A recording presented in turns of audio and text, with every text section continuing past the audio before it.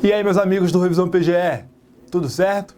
Estamos de volta hoje com mais um tema de direito constitucional para vocês, um tema bem interessante que vem aí aparecendo nos manuais que a gente usa para estudo, para prova de concurso, tá? Que é a questão da Crowdsourced Constitution, tá? É um tema que tem a ver com poder constituinte, titularidade do poder constituinte e que é um termo aí bem interessante que vocês precisam entender, tá? Porque a chance de cair em prova é realmente considerável, beleza? Para começo de conversa aqui, vocês têm que saber o seguinte, sobre a teorização do poder constituinte. Quando o poder constituinte foi teorizado? Vejam só, as primeiras constituições escritas em sentido moderno foram a Constituição dos Estados Unidos de 1787 e a Constituição Francesa de 1791, tá? E a teorização do poder constituinte se deu justamente aí nesse constitucionalismo francês, tá?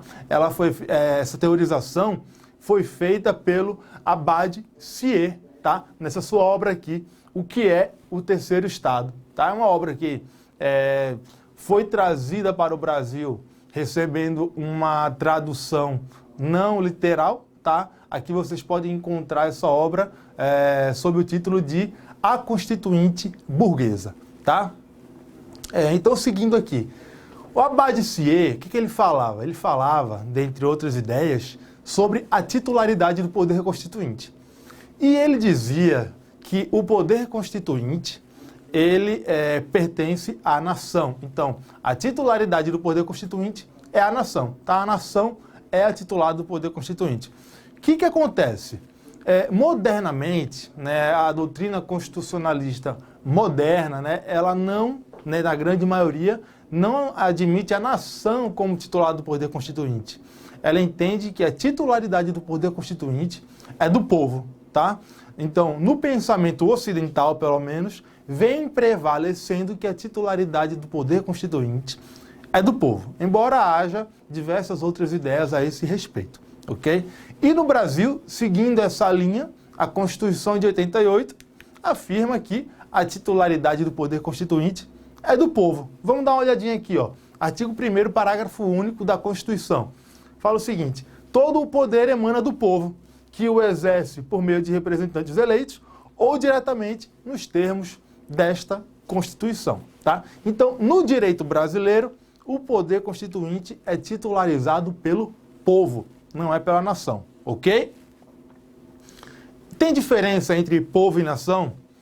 Pela forma como eu venho falando aqui, vocês já devem perceber que sim, né? Existe diferença entre poder e nação. Então, só para vocês terem uma ideia disso aí, eu já trouxe aqui essa discussão para a gente, para já ficar bem esclarecido. Vejam só, para começar, povo é uma ideia, né, um conceito de caráter jurídico, de viés jurídico. Já a nação, ela tem um viés sociológico, tá? Então, o que é povo, o que é nação? Povo são aquelas pessoas que estão ligadas a um determinado estado por meio do vínculo da nacionalidade, tá certo? Então, vocês percebem aí que tem um caráter jurídico. Os nacionais de um determinado estado são considerados o povo daquele estado, tá? Então, no caso do Brasil, o povo brasileiro são aqueles indivíduos lá que se enquadram no artigo 12 da Constituição. São os brasileiros natos e naturalizados, tá? Já a nação se refere aos indivíduos que estão ligados entre si por questões étnicas, culturais, religiosas e por aí vai, tá? Então, vocês percebem que tem um caráter sociológico a ideia de nação. Então, vocês já percebem aí, já entenderam a questão da titularidade do poder constituinte, né? A grande questão é que a doutrina, ela lembra que existe uma problemática envolvendo a titularidade do poder constituinte, tá? É o que ela chama de problemática da titularidade do poder constituinte. E que problemática é essa? é o seguinte, no poder constituinte, nós temos dois atores, tá? O poder constituinte, então, ele envolve dois atores. Que atores são esses? O seu titular e o seu exercente, tá? O titular, como a gente já viu, é o povo. O exercente do poder constituinte é aquele que efetivamente exerce o poder constituinte e aí faz surgir uma nova Constituição, positiva uma nova Constituição, tá? Aqui falando, claro, de poder constituinte originário, tá certo? O que acontece? Esse exercente, ele pode ser um exercente eleito ou um exercente não eleito, tá? Mas o que interessa pra gente não é isso. O que interessa pra gente é por que existe essa dualidade, esses dois atores no poder constituinte, o titular e o exercente. Pelo seguinte, imaginem, né, para aquela corrente que entende que o poder constituinte pertence ao povo, imaginem se seria viável que todo o povo se reunisse para exercer o poder constituinte e aí elaborar uma nova Constituição. Imaginem se isso seria viável. Evidentemente que não seria viável, não seria viável.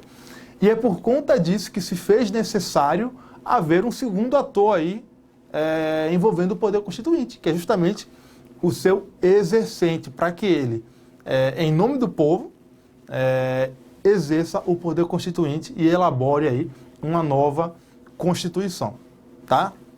E o que tudo isso tem a ver com a chamada Crowdsourced Constitution?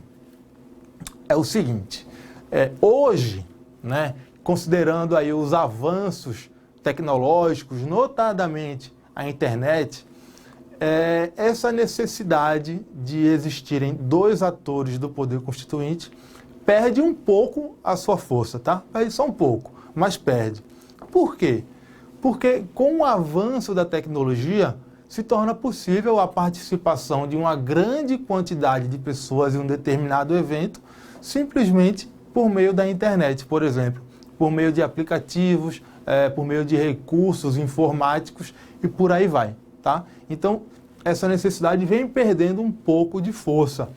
E isso ficou muito claro em uma experiência que aconteceu lá na Islândia, nos anos 2000, tá? Na primeira década dos anos 2000, que lá elaboraram uma nova Constituição, se não me engano o ano foi 2005, alguma coisa assim.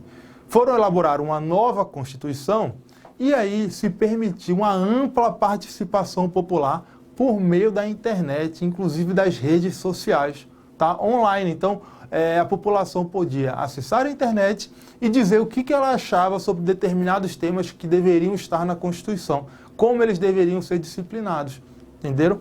E aí, o que se teve foi, na Islândia, um país em que mais de 90% da população tem acesso à internet, uma boa parte dessa população se manifestou. Então, o que se teve foi o povo atuando no próprio exercício do poder constituinte, tá certo? E foi daí que surgiu a expressão Crowdsourced Constitution. Mas o que significa isso? Por que surgiu essa expressão? Pelo seguinte, crowdsourced é uma expressão inglesa, ok? Crowd significa multidão, tá? Então, multidão, povo. Source significa fonte.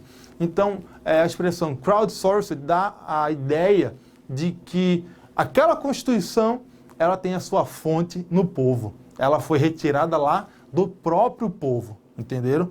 Então é por isso que se fala em Crowdsourced Constitution. E ainda é um trocadilho com uma outra expressão inglesa bem difundida, que é essa expressão aqui, outsourced, tá? Outsourced significa terceirizado, tá? Out significa fora, source significa fonte. Então buscar lá fora, né? Terceirizar mesmo. E aí quando você fala em crowdsourced, você faz um trocadilho com outsourced, como se você estivesse terceirizando a elaboração da Constituição para o povo, para a multidão. Entenderam? Então é isso, uma crowdsourced constitution é aquela em que há uma ampla participação da população na própria elaboração da Constituição, no próprio exercício do poder constituinte, tá certo? Notadamente por meio da internet, né? Em virtude dos avanços tecnológicos, ok? Vou ficando por aqui, espero que esse vídeo tenha sido útil para vocês de alguma maneira. Se quiserem entrar em contato, pode mandar mensagem lá no Instagram. Eu sou o Francisco Maia Braga, pode me procurar, ou então por meio do próprio perfil do Revisão PGE, tá bom? É isso aí, vamos juntos, até o próximo.